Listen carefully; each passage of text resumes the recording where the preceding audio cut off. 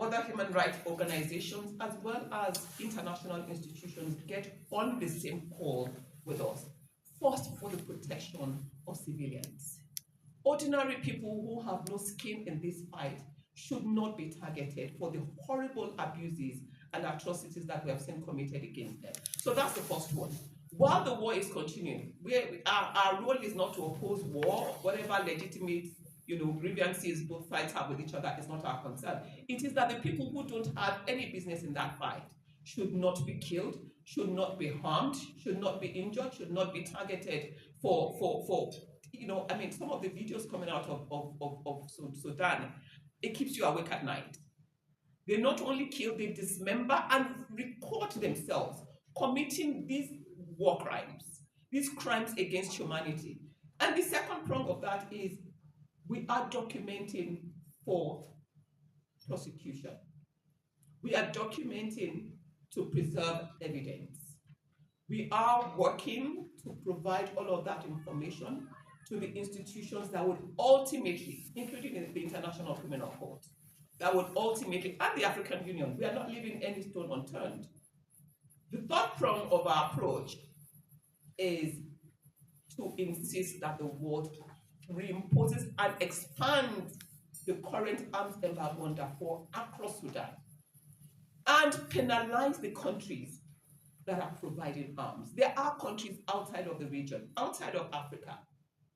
There are some in Africa who are arming the fighting forces, both the Sudan Armed Forces and the Rapid Support Forces. They are receiving arms from countries who are, again, taking advantage of the conflict situation to steal, because it is theft when there is no legitimate government in power, natural resources from that country in exchange for the sale of arms. So the arms embargo is a third prong of it.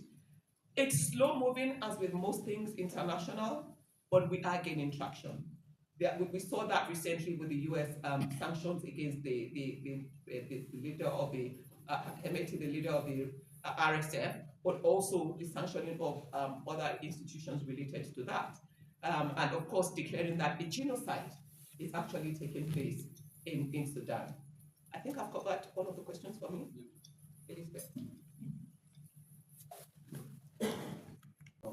83 abducted, 26 are still missing. Those are the figures they give. But what I have been saying, because of the work we are doing, is that is good, because those numbers are the ones we have confirmed. But in reality, we don't know the real extent of the people who are missing. We don't know, for example, what happened in Durai. The reports we are getting is that the numbers are much higher. Durai alone could be more than 26. We don't know what happened in Durai. The reports we are getting is that the numbers could be much higher.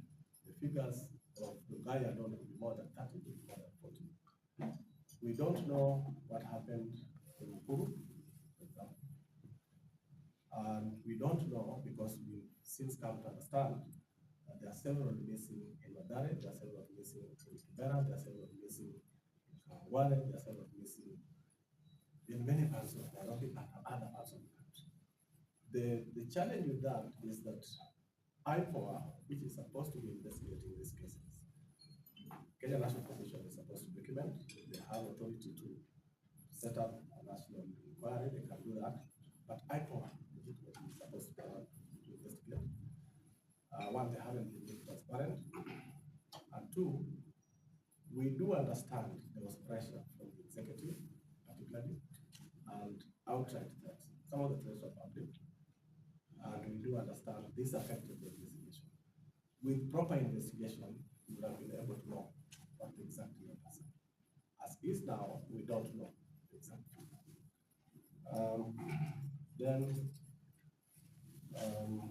The other question was, do we believe it's abduction? Yes, I do think so. It sounds very simplistic if I say directly yes, because it's very complicated. But you do remember when President Ruto came to power, Two, he had issues with the SSU then. It's called Special Services Unit, a unit within the DCI, which he said is on Bayala. At that time, I think over 30 bodies had just been discovered in Bayala. And we believe that he knew what he was saying because he was the deputy president. So I don't think he was lying. So SSU is a well-known unit within the DCI, and the deputy president then said it was responsible. However, what has happened is that after Ruto disbanded SSU in early 2023, he re-established a similar unit within DCI. Retained some people from the SSU and recruited others. I don't know whether some of you remember, there was an advert in the newspapers for sharpshooters in early 2023. Those were people being recruited for a new unit that replaced SSU. It is called Operation Support Unit. So Operation Support Unit is the one which replaced SSU, and it is doing exactly what SSU used to do. So what was SSU doing those days? They would abduct people, maybe they believe they're a trafficker, you have disagreed with government somewhere, you have done something, they would abduct people randomly across the country. However, there's another unit. Maybe not a unit. They call it a team because it is drawing from the various agencies. It draws select individuals, officers from ATP, it draws select individuals from the DCI, and it picks up people from Operation Support Unit, that are included there.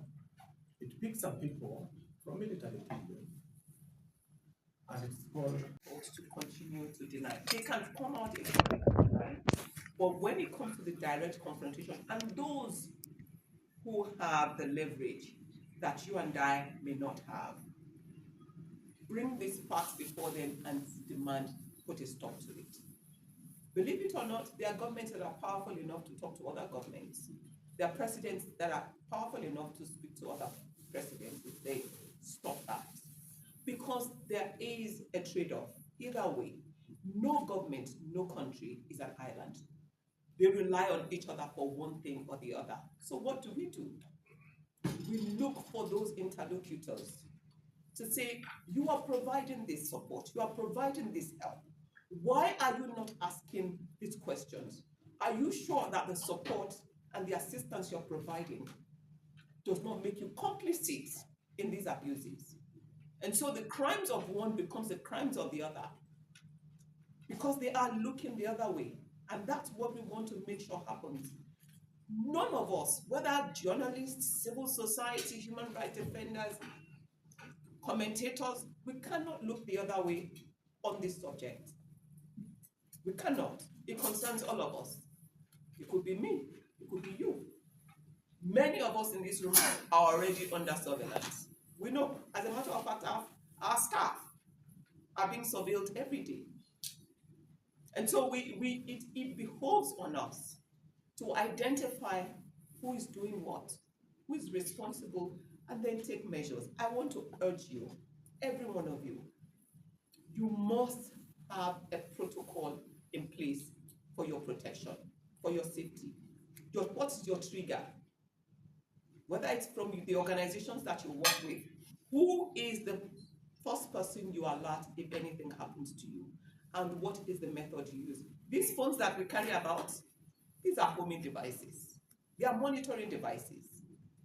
I can sit here and know where my children are because I have a find me. I tell, what are you doing in this place? And they're like, Mommy, how do you know that? Don't worry. But now they're old enough to know, to understand. If we can use it, technology itself can become and has become a tool of abuse. Your laptop, all they need is to tap into it. One click, Your every conversation you have is recorded. And so are we then going to live in fear?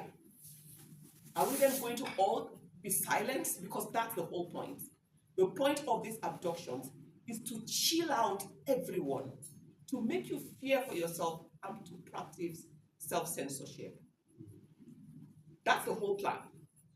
Kill one or two. They can't kill everybody, they know that.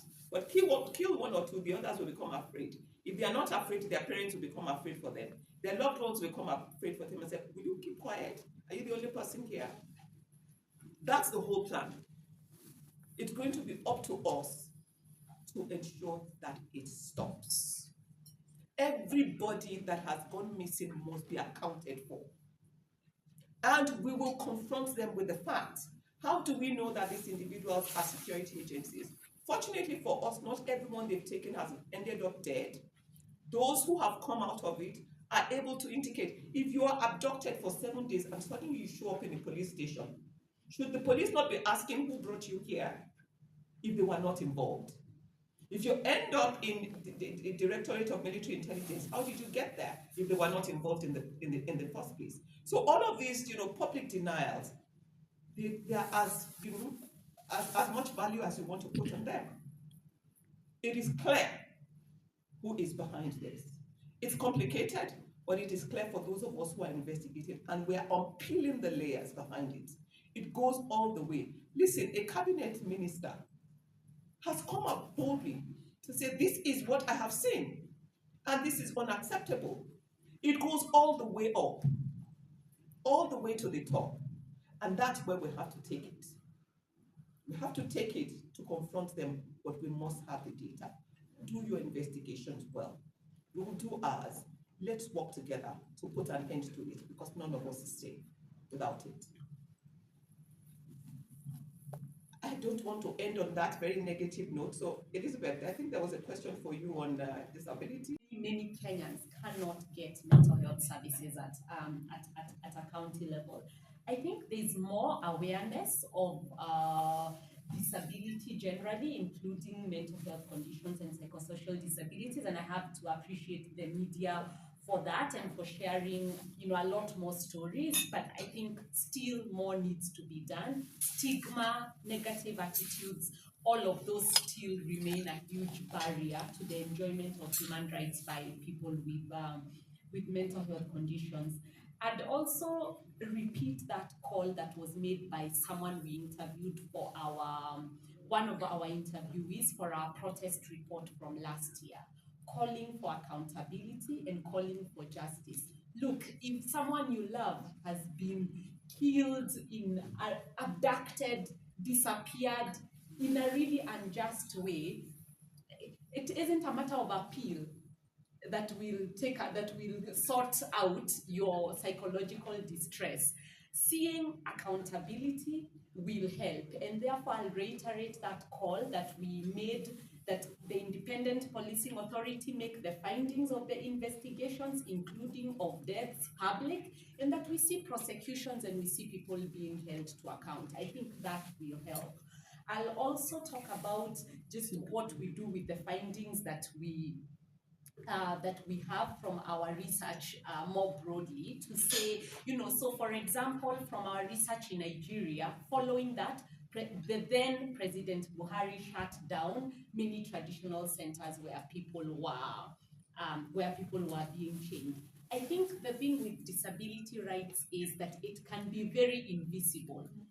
Here in Kenya, a lot of this chaining and locking up happens in homes, and so people can really live their entire lives locked up in a shed with animals, and no one ever says anything.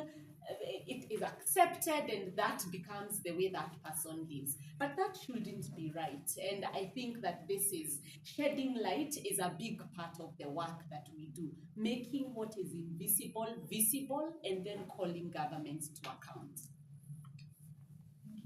Thank you so much, Dr. It is an abduction, and in law we call that an enforced disappearance. Now, there are international human rights standards around that. Many of these African countries have signed up and ratified these laws and treaties. as well as within domestic documentation and African human rights framework, there is protection. How is it possible that beyond their borders, they are able to call in, I guess I would call it favor? Why you have been arrested and detained, it is an abduction.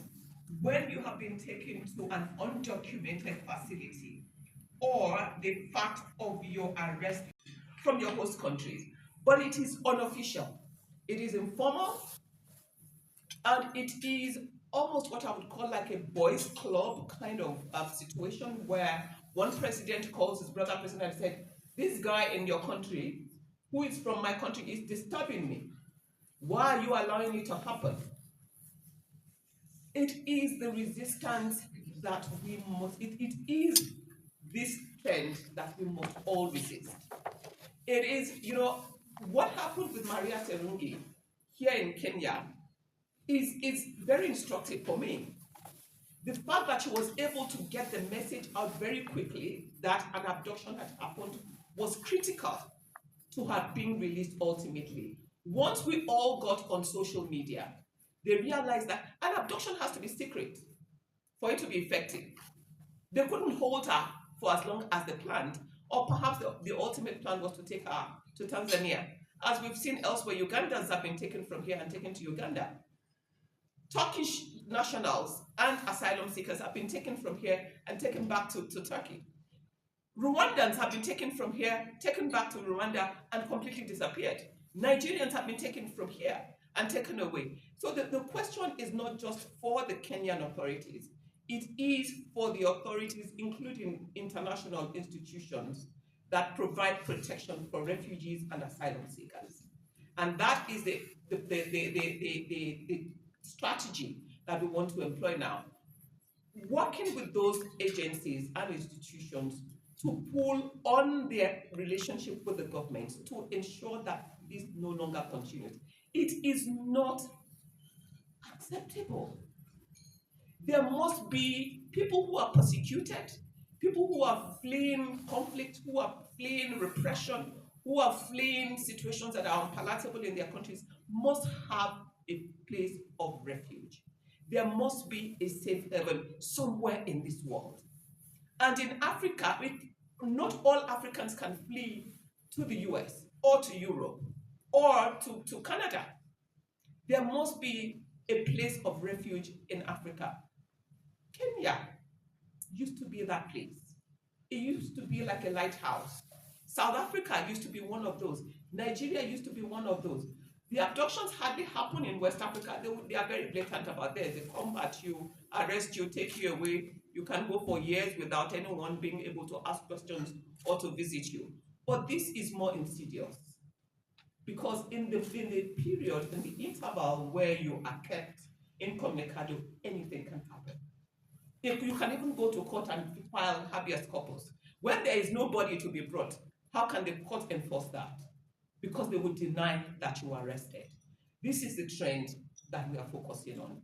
And this is the work, as I was discussing with my colleague, we actually want to take it beyond individual countries to do a region-wide investigation, and then we'll tackle it regionally, because it is beyond one country. To your question, my brother from Darfur, on what we're doing with all of the research that we're doing and the reports that we're churning out, three-pronged. First, we are pushing as hard as we can, and we are, really impressed to see other human rights organizations as well as international institutions get on the same call with us. First, for the protection of civilians. Ordinary people who have no skin in this fight should not be targeted for the horrible abuses and atrocities that we have seen committed against them. So that's the first one. While the war is continuing, our role is not to oppose war, whatever legitimate grievances both sides have with each other is not our concern. It is that the people who don't have any business in that fight should not be killed, should not be harmed, should not be injured, should not be targeted for some of the videos coming out of Sudan, it keeps you awake at night. They not only kill, they dismember and record themselves committing these war crimes, these crimes against humanity. And the second prong of that is we are documenting for prosecution. We are documenting to preserve evidence. We are working to provide all of that information to the institutions that would ultimately, including the International Criminal Court, that would ultimately, and the African Union, we are not leaving any stone unturned. The third prong of our approach is to insist that the world reimposes and expands the current arms embargo on Darfur across Sudan and penalize the countries that are providing arms. There are countries outside of the region, outside of Africa. There are some in Africa who are arming the fighting forces, both the Sudan Armed Forces and the Rapid Support Forces. They are receiving arms from countries who are, again, taking advantage of the conflict situation to steal, because it is theft when there is no legitimate government in power, natural resources from that country in exchange for the sale of arms. So the arms embargo is a third prong of it. It's slow moving, as with most things international, but we are gaining traction. We saw that recently with the US sanctions against the leader of the Hemeti, the leader of the RSF, but also the sanctioning of other institutions related to that. And of course, declaring that a genocide is actually taking place in Sudan. I think I've covered all of the questions for me. Elizabeth.